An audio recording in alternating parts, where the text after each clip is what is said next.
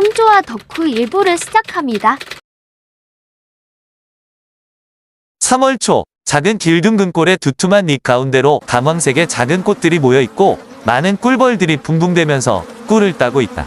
회양목이다. 꿀벌의 소리를 듣고서야 게으르게 꽃을 살펴본다. 밀원식물이라는 말이 무색하지 않다.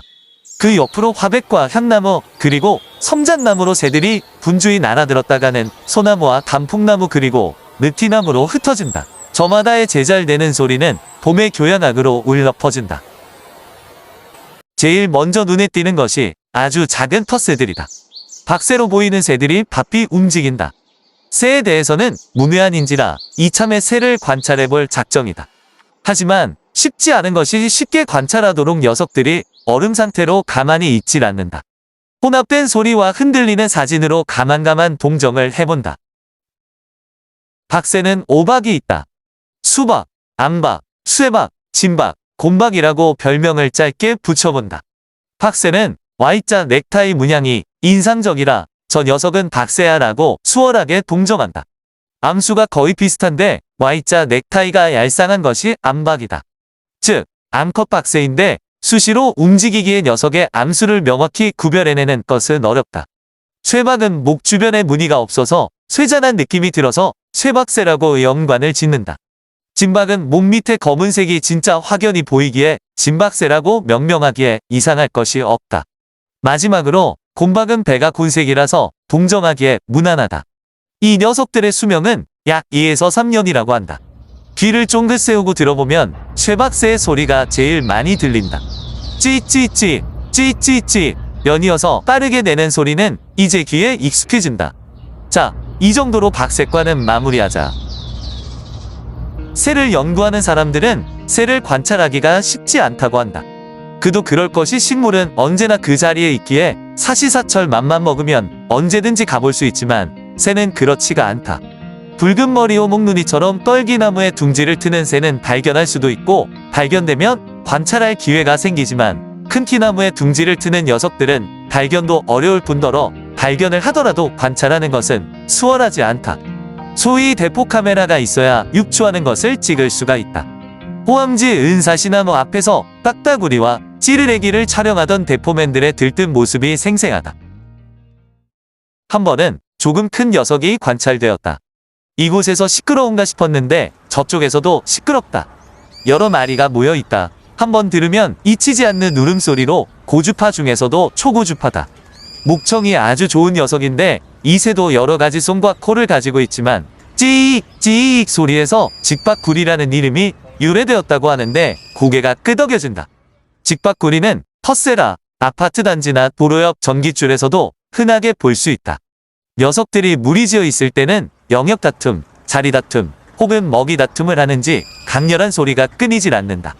이 소리를 좋아할 사람은 없으리라 본다.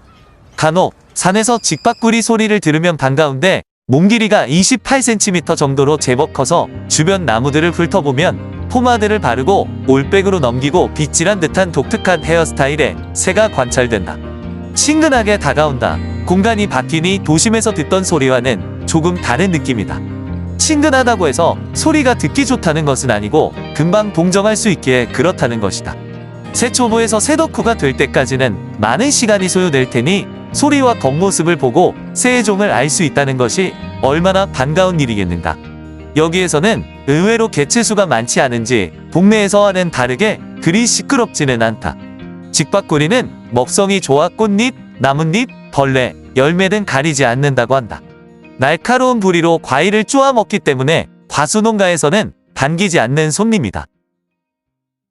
3월 중순, 높은 곳에 앉아 한 곳을 응시하는 새가 가끔 목격이 된다.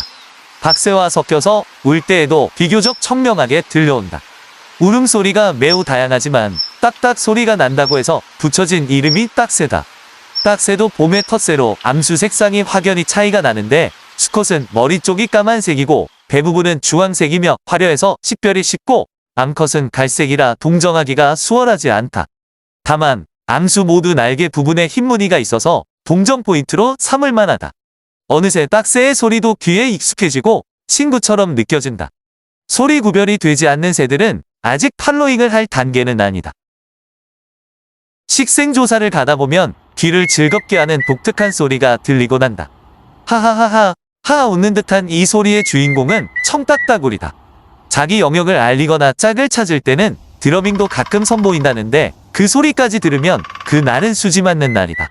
산행을 하다 보면 한두 번씩은 꼭 접할 수 있는 소리다. 몰랐을 때는 저게 무슨 소린가 난감했는데 알고 나서는 청딱이군 이라고 딱 줄여서 말한다. 게다가 홀딱벚꽃새라는 별명으로 미소를 짓게 하는 새가 있는데 19금 소리인 홀딱벚꽃라는 소리를 듣는 날은 금상첨화다. 하지만 홀딱벚꽃의 라임을 술깍까퍼라고 생각하면 그렇게 들린다. 사음절에 어떤 라임을 생각하든 신기하게도 그렇게 들리는 검은등 벚국이 정말 카멜레온 같은 소리다. 4월 초 7에서 8m 높이의 실화백 맨 꼭대기 바로 아래 격가지에 다소 큰 새가 앉아있다. 외모가 특이한데 측면에 날개 부위에 선명한 파란색 무늬가 보인다. 소리를 나게 하기에 충분해서 어치로의 연관지어 기억을 한다. 어치는 까마귀과의 퍼스다. 길이가 35cm로 비둘기보다 조금 작다. 날아가지 않고 오래 앉아있는다. 언뜻 순해 보이는데 공격성이 강하다고 한다. 또한 성대모사의 달인이라고 하는데 무건수행을 하는지 조용히 앉아있다. 여기서는 자주 목격되지 않는 것으로 보아 많은 개체가 있지는 않은 것 같다. 희고 검은 색상을 가진 새가 촐랑거리며 걷다가 쌩하고 날아간다. 뭐지? 비행하는 모습이 낭창낭창한 게 좋은 느낌을 준다. 다행히 자주 보인다. 처진 개번나무가 그늘을 지은 연못 옆에서도 목격이 된다. 영산홍을 배경으로 꼬리를 위아래로 흔들며 걷는 모습이 새침한 도시아가씨 같은 느낌을 준다. 하지만 이름은 할미새다. 흰색과 검은색의 조화가 할머니 머리 같은 느낌이 들어서 할미새라는 이름이 붙여졌을 텐데 처음에 조우한 느낌과는 너무 달라서 의외다. 할미새는 할미새과의 철새다. 여름 철새인 종이 있고 겨울 철새인 종이 있다고 한다. 새들의 움직임을 관찰하면 꼬리가 흔들거리는 녀석들이 보이는데 이 녀석은 유달리 꼬리를 흔들어대니 그것이 트레이드 마크가 된 셈이다. 향나무 근처에서 부리에 지렁이를 가득 물고 잔디 위를 왔다 갔다 하는 녀석이 있다. 혼자서 먹기 위해서 저렇게 잔뜩 물고 있을까? 육출을 하기 위해서 잔뜩 잡은 것일까 궁금하다. 호랑이 무늬를 가진 이 새는 금방 동정이 된다. 온몸의 검은 조승달 무늬가 선명하다. 새에 대해서 문외한이지만 금방 맞출 수 있으니 또한 즐겁지 아니한가. 지렁이 사냥꾼의 위용을 뽐내는 호랑지박이다. 울음소리가 아주 독특한데 단순하면서 가냘프고 초고주파다. 히 단순한 소리지만 전달 효과가 좋아서 종간소통에 유리하다고 한다. 호랑지박이의 소리를 흉내내고자 한다면 한 옥타브 높여서 히삐 해야 한다. 때때로 사람 소리가 나면 먹이 활동을 하다가 급히 날아가는데 지렁이가 사람이 걷는 압력을 느끼고 땅속으로 숨어버려 지렁이 사냥이 쉽지 않다는 것을 호랑지박이가 경험상으로 파악하기 때문이라고 한다. 5월로 접어든다. 들매나무를 관찰하고 있는데 귀를 설레게 만드는 소리가 연이어서 들린다. 호리옹, 호호, 호리옹. 매우 익숙한 소리다. 주변을 둘러보니 노란 새 한 쌍이 보인다. 황조가의 한 대목이 딱 들어맞는다. 펄펄 나는 저 꾀꼬리, 암수 서로 정답구나. 꾀꼬리가 격가지 끝에 안자 둥지는 흔들흔들, 일반적인 둥지의 위치와도 사뭇 다르고 가지 끝에 매달린 것이 아주 독특하다. 이런 곳에 둥지를 트는 이유는 천적을 피하기 위해서일 텐데 뱀이 이곳까지 올라오기는 힘들겠다는 생각이 든다. 늘 흔들리는데도 이곳을 선호하는 것은 많은 경험을 통해 얻어낸 최선의 선택일 것이다. 여기에 알을 낳고 포란을 하고 육출을 하고 새끼 새들은 이소를 할 것이다. 높이 있어서 관찰하는 것은 가능하지 않지만 그래도 반갑다. 그런데 들매나무 주변에서 괴상한 소리가 자주 들린다. 엄마. 뭐지? 찢어지는 듯한 소리인데 유쾌한 소리는 아니다. 누구의 소리일까? 확인해본 결과 꾀꼬리의 소리다. 이것은 송은 아닐 것으로 추정이 된다. 사랑의 세레나데하고는 좀 거리가 있다. 호리옹 호호 호리옹 하는 소리가 송일 것이다.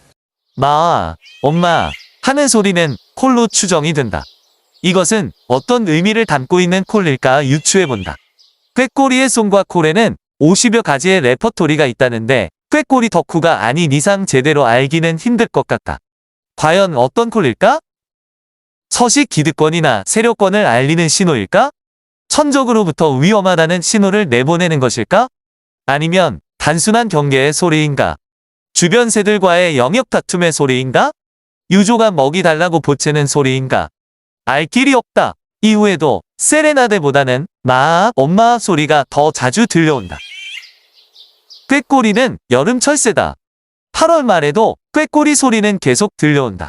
유조들도 이젠 스스로 먹이 활동을 할 정도의 개체로 성장했을 것이다. 10월 말이면 남쪽으로 날아갈 것이고 지루할 정도로 듣던 마아, 엄마 소리는 더 이상 귓전을 때리지 않을 것이다. 1부는 마치고 2부로 이어집니다. 시청해주셔서 감사합니다.